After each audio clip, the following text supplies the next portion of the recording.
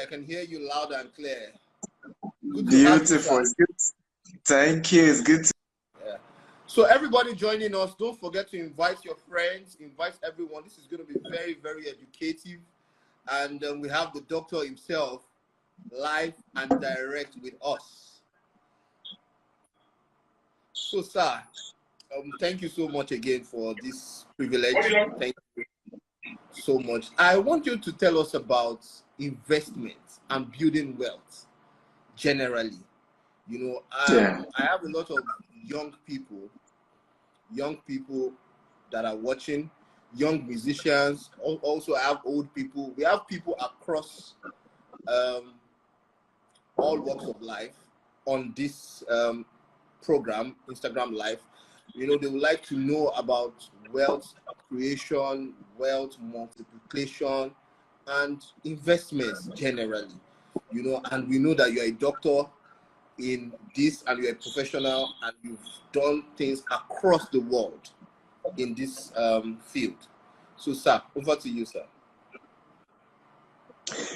Okay, first of all, thank you for inviting me. It's good to be here. I look forward to taking your questions on investment. But basically, generally, when we say investment, we're saying that a vehicle that you put your money into that is able to help you make money without having to work for it. So we have something called active income. We have something called passive income. So as a minister, a music minister, or an artist, whichever one you call yourself, DJ Sax, and what we call active income. As for me, as an author, as a speaker, what I earn is called active income. Now, the rule has said both me and a salary earner were actually at the same category. And this has been a lie that has been going on for long, because you see people say, I'm self-employed, you know, I have my own business. Thinking that that's actually where financial freedom lies is a lie. This is the reason why you see football artists who used to earn £150,000 a week. In fact, there was an Arsenal player that became homeless, I think last year or 2 years ago, who used to earn £150,000 because that was active income. And the rule is no matter how much you earn from active income, you can never be financially free because you still need to keep working till you die. Right? So, sorry to cut you short. So that category falls into people like us and a lot of people listening where we have to perform. If we don't show, if they don't see our face, we can't make money. So a lot of them are here watching. So okay, sir. Exactly. So, and this is where a lot of entertainers have been mistaken. I mean, if you look at Nollywood, for example, you see many of the aged artists having to say, oh, they are sick, let's contribute money. And you will say, when they were younger and they were earning money, where did the money go? Now, what happened was that they did not put that money into source of passive income. So when you earn active income, you have to put that money into a source of passive income. So I started, for example, one of the things I did earlier was a speaker. I used to organize conference, used to organize trade fairs, used to sell popcorn. I had a lot of things that were generating active income, even though I could call myself a businessman, but I was actually self-employed, because once your business does not have a system that with or without you, the business generates revenue, you are still self-employed. It's not even, if you like, even have plenty staff. As long as without you, right, the income. This is very, very, very, very, very profound, sir. Yes. So as long as without you, the revenue is limited, you see self-employed, right? And the rule is employee and self-employed can never be rich because they have to work till they die. The other alternative is business owners and investors. Now, business owners, many of us call ourselves business owners. I'm BJ Sachs. I have BJ Sachs Entertainment Limited. So I'm a business owner. No, you are self-employed. you're only a business owner when, like MTN, with or without your input, money comes in. Like Globacom, with or without your input. Like Nestle. Okay, can you say the founder of Nestle need to be involved in Nestle, or even the CEO? With or without them, Nestle is bringing money, right? So that is when you say a business. So it's called a business with a system. Then the fourth one is now investment. So what is my advice to every one of us who fall under the category of employee or self-employed, so-called business owners? Begin to put a portion of your income into what? Into an investment that is a source of passive income. And that is how to become financially free. Now, if I had not, when I was doing all this speaking, writing books and all that, not putting some of my money to real estate, both personal and companies, you know, in terms of as a business, we will not be here. We will not be able to be in a position to sponsor DJ Live concert. I will not have offices in US, in UK, in Dubai, and all that we've done today. We will not, because those things were possible because I put an active income into a vehicle of passive income. So today, even if I stop working, some of my real estate assets are able to generate cash that sustain my livelihood for me and my family. I even brag this with my staff sometimes. I say, look, even if GTS fall today, I won't feel it. So you better do your job for your own sake. So because that this company crash, it does not affect my own personal income, right? I've built passive income that guarantee I'm going to be financially free to the rest of my life, and even that of my children. Wow. Okay, I have a lot of questions. You can also ask some of your questions. We'll try to take some, as much as we can take, and as much as doctor's time can permit. You understand? So we're talking about investments. A lot of people will buy land in the village and they call it investment. Of course, it's investments too. You know, a lot of people would build luxurious mansions and live in it. You know, and they still call that investments too. I want you to please tell us about properties. And I know a lot of people just joined us. We have Dr. Stephen Akintayo. He's an author, a public speaker. I don't know. I will have read his profile before I started, but you know, a lot of us. But more than that, we want to learn from him. We want to learn from his wealth of experience. So my question is, buying land in the village and building a mansion in the village, you know, what kind of investments can one do, you know, to skyrocket one to unending wealth? Thank you very much. Very good question. So first of all, the investment that I recommend is called land banking. Land banking is the process of land banking. Banking land. Okay? Just like when you bank money, what you do, you deposit into your account, you withdraw, is money banking, right? Or cash banking. You can do the same for land. Land banking is the process of aggregating land for the purpose of development or investment. So the process of you buying land for future sales, maybe you're buying it so that in future when it has appreciated, you sell it and make money. That's called land banking.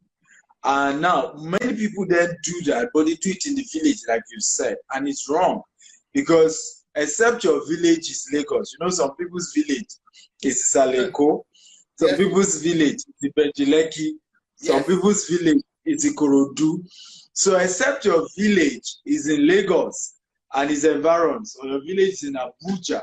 So according to Goldman Sachs, Lagos is #1 return on investment when it comes to real estate. Abuja is #2 in the whole of Africa.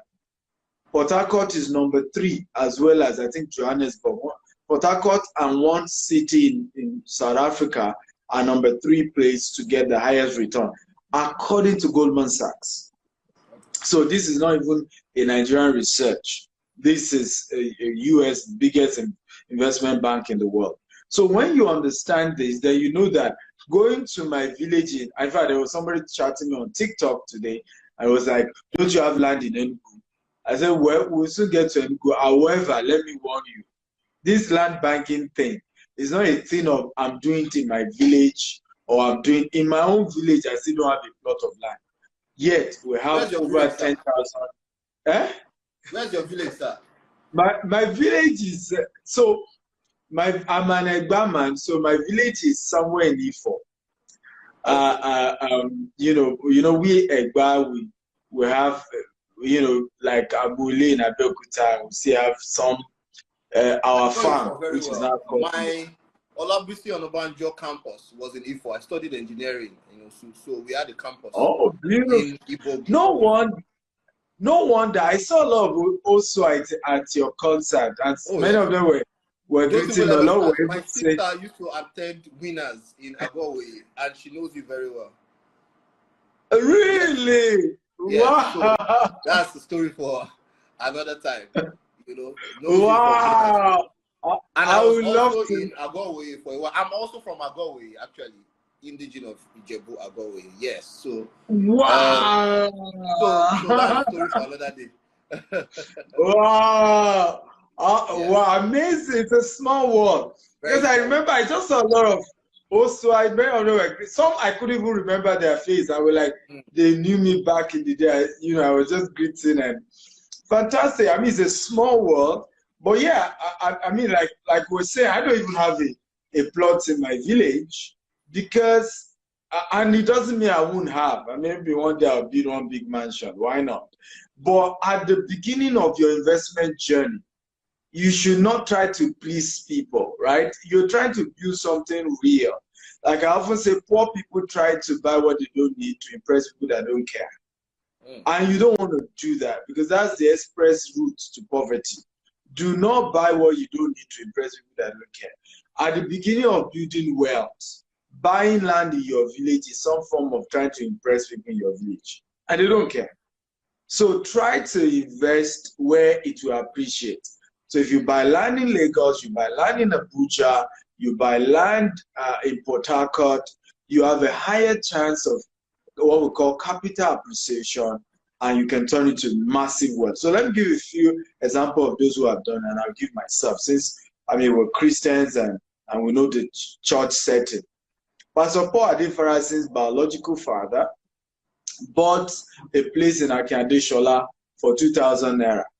2,000 pounds, right? Over 50 years ago. Okay? And that place, in those days, some companies came because the man was his retirement money, so he didn't even have money to develop it. But a company approached him and said, let's do JV. We'll build a good house on it. We'll take the rent for 10 years. After that, we will have recuperate our money and we'll return the property back to you. And that was what they did. Guess what? Pastor Paul schooled abroad, courtesy that house. Because it was the rent from that house that his father used to send him to school abroad. Now, 50 years later, when the father was long dead, that property was sold for almost $5 million. Wow. Wow. Wow. Now, of course, which is also the power I keep telling people about. If you're an investor, you hand it over to your children because it's practical. They could see it. It's something they could touch. So he himself did the same for House on the Rock. Where House on the Rock is now was bought years ago for 25 million, almost 10 acres, left for 10 years, and 10 years before they started the construction, they went to value the land.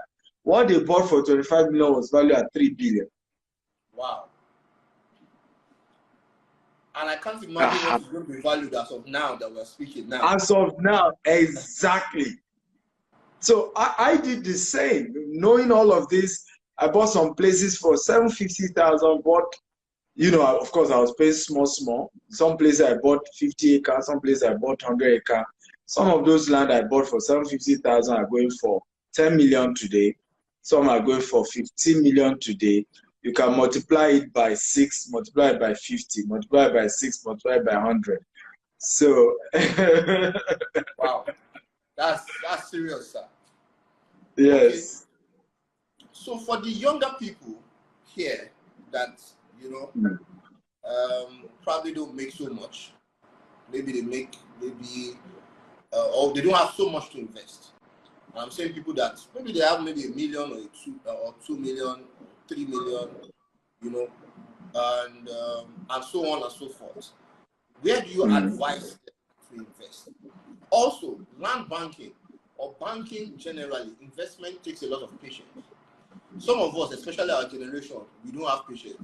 Once we buy land today like this, we want it to double. You know how a lot of people do Ponzi scheme. We want them to double immediately.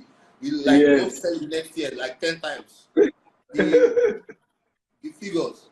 You understand? So what advice do you have for people that have small money to invest? When I mean small money, say 2 million, 3 million, people that don't have 20 million, 30 million now. Also, what do you advise them in terms of waiting period? 5 years, 10 years, 20 years.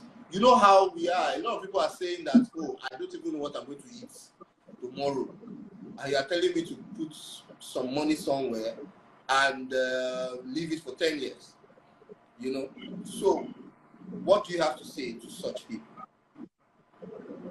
Beautiful question, and I love your question. They're fantastic. Number one is to say, there are two categories. If you don't even have anything to eat now, well, I have one advice for you. Go and learn how to sell. You see, two P's you cannot afford to have in your life: poverty and pride. I see a lot of young people telling me that to see me, I'm ashamed, I cannot sell. That's pride. In fact, I call it pride of the poor. Wow. Right? You cannot be broke and be ashamed to sell. It doesn't work that way. Right? As much as, for example, I love your music, I love what you do. If you didn't come to our office and say, money concert or ever sponsor, right? There's no way we will know that we could sponsor your event and all of that. So if many of us are ashamed, and it's pride of the poor, and that's why we remain poor. Exactly. Go and learn how to sell. Go and meet a company to sell for them. I started this real estate journey not by buying land. I started by selling for other real estate companies. I was getting commission, 10% on land, 5% on house. And it became a passive income that gradually, I saved enough to go and start buying. If I say to a lot of your colleagues who are into entertainment, that you guys know people that matter.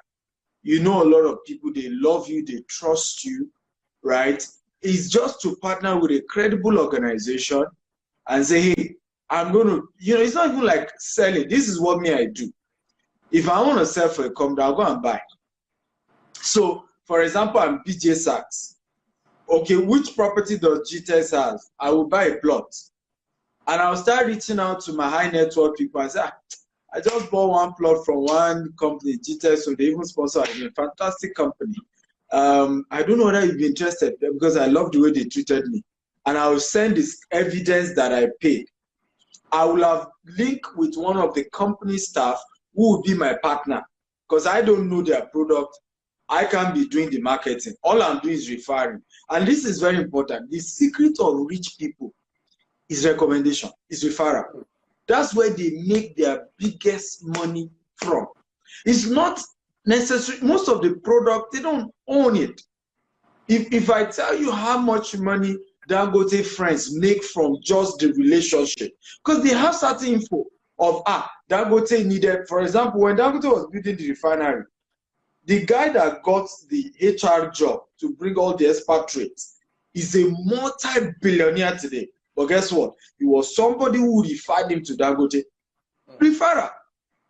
And that person who referred, guess what? You think he will collect billions and not say, uncle, thank you for introducing me to Aliko. So, which is how the rich keep getting richer. They don't get rich by necessarily just their own product or their business. They connect, they refer, they link, they build, and that just keeps opening more doors, right? As long as you're dealing with reputable organizations. So don't tell me you're broke. Don't tell me you don't have money. Start referring. Start looking for who. You know, instead of going to beg your uncle, give me $500, give me $200, refer him to a product that he needs and make sure it's a credible organization, not your greed overriding, you know, referring him to something not legit because you just want to get a commission. No, make sure it's something legit, because what you earn in commission or in referral fee is far more than that $200, more than that $500. Now, for those of you now say, oh, all I have is 2 million, it's 5 million, it's 3 million. You see, humility is also really important in investment. I never got to buy Ibejuleke as my first plot. In fact, my first set of properties did not have C of O. Right? It was in the day they took me to the first set of property I bought commercially, 50 acre. They were pointing 2 kilometers away. Say, you see that tree? 2 kilometers away. I say, yes. Say, your land will start from there. I'm sure you'll be like, how do I get into this place? And it was all water. It was waterlogged. So to even, I remember bringing my friend who is into real estate. He said, so Dr. Steve, you see, it's rich people that do water area. My advice, don't try them. I brought my brother too. I was saying, everybody discouraged me. But this was what they were the only one allowing me to pay as gradually. The other ones were asking me for big money, big money. I don't have the money. And this is the secret, and everybody should write it down. When God is ready to bless you, you must be willing to do the impossible with the available. Let me say this again. When God is ready to bless you, your own part of that deal is being willing to do the impossible with the available. And if you check all through the scriptures, God never gave anybody what they want, not even Jacob. Jacob has served his in-law and they've cheated him. And even when they were now to say, okay, we will pay you, it was to be giving him the striped ones that were not many. But guess what? His willingness to do the impossible with the available, God showed up. And we know the end of the story. Yes. The same thing with Abraham. Yes, you want to say something? I wanted to say and emphasize on that be willing to do the impossible with what is available. So no matter what is available, no matter how small or how big it is, what you have in your hands, what is available, be willing to do the impossible with that little that you have. That little that you think is nothing, some people have used that to create generational wealth. Exactly. Exactly. Thank you very much, so, sir. yeah. So instead of saying Ibejuleke is where I want to buy, your 2 million naira can cover money here. Go and buy it. Right? The only thing is make sure you have mentorship, you have advice, you have support. So for example, we're launching one of our estates in Ibadan, Monia. Why are we doing that? Monia, you know, has the train station in Ibadan. They are doing the business district, just what you have in Bodija, what's it called? The main city center of Ibadan now. They are repeating it in Monia. So what's the wisdom? If you are going to wait till when all those things are there, you pay higher, you pay premium. Now is the time to go and buy it when the project is ongoing. So right now, you can see with 2 million, you still buy in that area. And that's why I say mentorship, because so you don't go and buy one area in Ibadan that there's no development, there's no project, there's nothing that will make you go. Yeah, so there's a need for mentorship so that you know the areas you are buying that have potential to grow. Those who understood this and started buying around Redemption Camp, they know what they are making now. Shimawa, but they targeted Redeem, they targeted the universities coming up. So you in land banking, it's not just go and buy any land. There are strategies around it, and I've done several videos as well on YouTube. You can go watch it. I can join my coaching program as well. but there's a lot of material that guides you on which right land package you do, not just to go and throw money away. But if you are open to that, you see that you can buy in some other, suburbs or closer to Lagos or areas with certain unique projects that have potential to appreciate. But do not wait till you have money for Lekki, which is the mistake young people are doing. Guess what? The Lekki they used to shout about now, the world has moved. Who wants to live in Lekki anymore? In fact, I was telling somebody, I said, if you understand how land banking works, 50 years from now, Lekki will be the new Mushi, will be the new Bariga, will be the new, and some of them are saying, what are you talking about? I said, okay, let me break down the story of Lagos. In fact, Pastor Matthew was sharing this some days ago.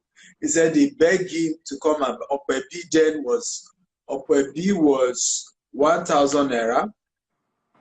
Wow. Agege were 500 naira. Yeah,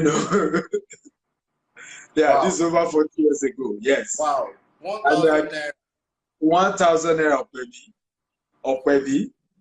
And what people didn't even know was that 10 years before that time Pastor Matthew was talking about, to go to Okwebi, you have to run because it's the ritual. It's the same way they say Igbo Rumole. That was like the Igbo Rumole of Lagos. The same Okwebi, Wow. Right? That's why the airport is in Ikeja. They don't situate airport in city. It was development that catch up with the airport you see in Lagos today. If I met one Baba is over, it should be close to 90. He said they gave him Surulere, 6 acres. It's a lot of match. So I said, Baba, what was this city of Lagos there? He said, then, if you talk about Bariga, you talk about Isaleko, if you talk about Mushin, Ajegule, that was the city of Lagos. So, Surulere was Bush. So he was telling them, I was educated in England. I'm thinking, you now want to give me Surulere. He said today now he regrets it. Because, can you say that about because Surulere now, you can't even get anything there. You have to buy a house. Yeah. So the same Lekki you are shouting is big city, big Kiniko. Very soon, the houses will be old. People will have moved to, and you can see a lot of criminality is coming to that area now, and we know what happened recently. And so the wealthy will keep moving to a new place, quiet, calm, and before you say Jack Robinson, the so-called almighty Lekki that you were saying until I have money for Lekki. Meanwhile, guess what? The place you rejected, like Baba that rejected Surulere, will now be the main Lagos. There's a place, so just buttress, there's a place called Igbokushu in Lekki. Okay. Many years ago was a serious bush. Now to get a land in that area now you need nothing less than 70 to 80 million naira to get. Can you imagine? That's how it is everywhere. Thank you so much. Everyone on, we are getting free lectures. You didn't have to pay for it. I we must say thank you to Doctor for giving us this masterclass free of free masterclass. Free masterclass on investment free of charge. I'm going to give room to a few questions from the comment section, just one or two, if you are there. Now, we've spoken about people that don't have so much, like people, students, younger people. Now, let's talk about the very established people, and the kind of business that they do. So what most people do, you've spoken about land banking, and a lot of people don't understand, especially rich people. So people feel like when you buy a house, you get bricklayers to build and do foundation, it will be cheaper, and then you rent, and then you realize that house that you have bought for 80 million, because you are trying to do Baba Ijebu, you end up building for 120 or more. You understand? And then when you now finish building, you now have to rent it out. And then renting it out also is probably takes about 10 years or more, depending on the environment, to make back your capital. You understand? So you Yeah. realize that people make a lot of money and they feel that, investment is when you build houses. You understand? So I want you to shed light on that. Now, we've spoken about people that have 2 million, 3 million, 1 million, they don't have a lot. You understand? So now we're speaking about people that have much and sometimes invest wrongly. You understand? For example, you go to Ikorodu, you build 8 flats, 16 flats. You understand? And all those things. And then you realize that after all the stress of building, you're probably making 250,000 naira per flat. You understand? And so I want you to shed light on that area, sir. Beautiful question, very beautiful question. So first advice I will give people is that you need to be very, very realistic about your analysis of your financial worth. In Africa, it's easy for people who are supposed to be in the middle class to be called rich, right? And it's an assumption that doesn't make sense. And that's really why many fall into that issue. Because you actually don't have money to really do what we call rental income in the African system. What you should have been doing is to just continue your land banking. Rental income business is a fantastic business, but it comes with certain strategy. Number one, you must do it if you want to get good returns. Do it in where high net worth people live. I'll give you an example. If you build your house in Ikoyi or VI or Banana Island, the caliber of people who even rent it are not the caliber of people who owe you rent. Yes. Right? Just because of where it is. So there is no need to be praying and fasting about getting your tenants to pay money. for tenants to pay money. So, but what happened is that you are not yet at that financial level where you can afford to buy land in that high area, in those kind of high neighborhood, and build something solid. The quality even of what you are building, right, is solid, that to attract high net worth people living there, okay, and paying you top dollar. You don't have that. But you now go to Abulegba, you build, like you are saying, Ikorodu. There's just no way. They will pray for you, they will believe God for you, they will beg you, they will call family members to beg you when they are owing you rent. So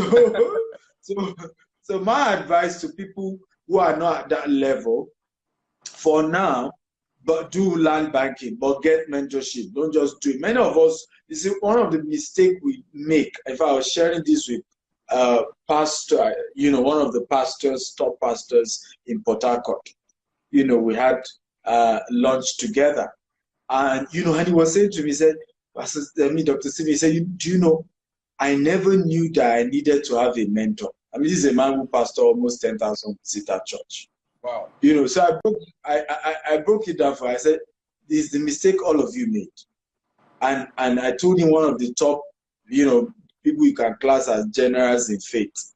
The day the man sat me down and said, Dr. Stephen, teach me how to do business. I thought he was joking because I went with notes. I wanted to be taking notes. I want father in faith, And he said, he said, teach me how to do business. I said, I thought it was a joke. So then I said, look, I'm not joking. I said, I was with TD Jakes the other day. And TD Jakes asked me, how many business do you have? And I started quoting scripture. When I send you without pause, like SD anything. TJ look at it and say, what are you talking? What nonsense are you talking? I own 18 businesses. What nonsense are you talking about? He said at that point he realized that even what he was taught was wrong. And that he's now looking for so mistake, and you see members, which is part of why it's as if a lot of Christians are a bit angry nowadays. Because many of us don't realize that your spiritual mentor is not the same as your business mentor. Your business mentor is not the same as your investment mentor. They are different things. My spiritual mentor is to teach me. For example, my spiritual mentor is Bishop Oyedepo, to teach me how to go to heaven and how to live a good life, right? He's not my business mentor, except he's into real estate, right? So for me to do real estate well, I have a Grand Cardone right? Who has built a $8 billion worth of real estate. And hey, that one he would tell me, Babima Babe, as far as real estate is concerned, right? However, Grant Cardone is not the same as my investment mentor. My investment mentor is somebody that has turned, 1 million naira to 100 million naira. And the day I have 10 million, I can go and meet him and say, hello, mentor, I have this 10 million. What do I do with it? So many people reach out to me. They are doing hair business. I say, Dr. Stephen, mentor me. I'll be like, I don't understand. I'm not into hair business. I can't be your mentor. But if you say I should be your investment mentor, hey, now you are talking. But you have to clarify. When you just say be my business mentor, I'm not in that line of business. So I can't if you're into real estate and you want me to mentor in real estate, yes, I'm in that line. Okay? So we need to understand the difference. You need to have an investment mentor, you need to have a business mentor, and then you need to have a spiritual mentor, and there are, of course, other types of mentors as well. So for many of us, this is the mistake. We take our pastors as our business mentor, our investment mentor. Meanwhile, even your pastor needs a mentor, a business mentor, an investment mentor. Yeah. So some know, some don't know. I mean, right? If I did a video recently reaching out to pastors that I will even do it free. Because I started getting pastors reaching out to me. So I've been pastor, I'm in my 50s, my children are about to go to university. I don't have enough money to send them to private university. Honorarium is not much, salary is not much. I'm like, all these years you have been pastoring with the little profit offering, what have you been doing with it? Did you have an investment mentor, right? It's not now that COVID happened and Lagos, church income dropped by 40%, right? Some other, states dropped by more than 70%, right? Including tithe offering, profit offering, even that they give to pastors. So it's a almost like a crisis mode. But the mistake was that these people don't. Wow, thank you so much, sir. Thank you so much for this. And I hope I answered your question. I hope I didn't. Yes, you did. Yes, I answered. Okay. Yes, you did. In fact, you answered more than it. Someone said my life just changed. So it's very important for everybody listening. I'm going to take one or two questions before we allow Doctor go. It's almost 1 hour since we started already. And I'm sure Doctor is very busy, but he has time for us. Yes, I have other meetings for. So I'll take a question or two from the comment section. We have a lot of people online.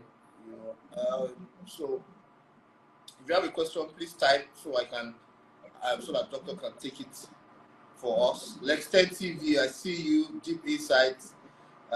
Thank you so much for joining us. Okay, I have one more question. Talking about investments.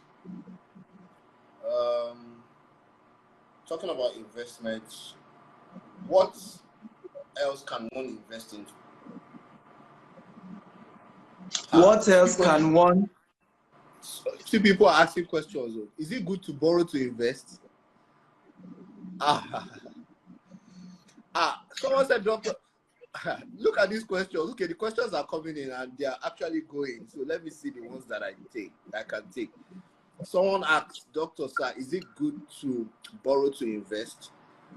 Bamboye Yetunde. Yes, GTEX is Doctor's property company. I'm going to post details so you can follow them for more information. Yeah. So some questions are very funny. Some questions are okay. Should I answer the one you've asked? Yes, sir. Yes, sir. Okay. So is it good to borrow to invest? The answer is yes or no, right? So it depends on what are you investing in. Okay. And that's very important. Also, it depends on are you borrowing for commercial? Is it a business or is personal investment? So, for example, I want to buy, 2 plots of land for myself and my family somewhere. To go and say I'm borrowing money might not be the wise idea. But if it's a company like GTEx Homes, for example, GTEx Homes needs to borrow money to buy more land. We have mastered the art of buying land, developing it, selling it. You know, the whole 9 yard of a structured business that you can guarantee when you return people's money back. But when you have something that there's no structure around it, if you end up borrowing money, you struggle to pay back, that becomes a major issue. And it also depends on where are you even borrowing this money from. For example, GTEx does not owe any commercial bank, home or abroad, with all our assets. We can't just let that Yes. pass. GTEx does not owe any commercial bank. That's actually very, very, very commendable. Yes. And that's major. We don't owe any bank, home or abroad. But you won't necessarily say we don't borrow, because there are people who invest their money with us and for return. So that's some form of loan of some sort. But it's done as a business. Personally, for example, I owe no man, dead or alive, and I built my life that way. And I'm happy that way. I sleep like a baby, even, and that my company also does not owe. If you disturb me too much, you have access to my WhatsApp, you disturb me too much, I block you, because I'm not owing nobody. So, and I love that peace of mind. Yes. And I think everybody needs that. So I won't, it's a yes or no answer. I'm not just going to say no, don't borrow, right? It's a yes or no. But I will advise, get a mentor. I think the biggest problem, one of the things we do today, for all of you who are trying to get guidance, I will link you up with our wealth advisors. I charge, to coach. I have my one-on-one coaching program is $20,000. We have a group coaching program for $5,000. Then we have the Steve Akintayo University. That one is $47 every month. There are a lot of content from Robert Kiyosaki. I'm getting all this for free. Wow. Thank you so much, Doctor. I'm not saying you are getting it for free. Don't put me to trouble. No. I'm saying that what we are having on life now. Yes. Because these are what we teach. No, I'm not going to do that. I won't do that. I'm saying what we are doing now on live. We are on Instagram Live, broadcasting for free. This is what people pay for. Yes, they pay for it. One-on-one coaching. They pay for it. It's $20,000. Group coaching is $5,000. Then the university is $47 every month. You can join. There's, aside my own content, Robert Kiyosaki content is there, Les Brown content is there, Grant Cardone, John Maxwell, Brian Tracy, all these top guys, their content is on that university. Wow. Thank you so much, sir. Thank you. We really appreciate it. Thank you for having me. Thank you. Bye-bye. all you've shared with us.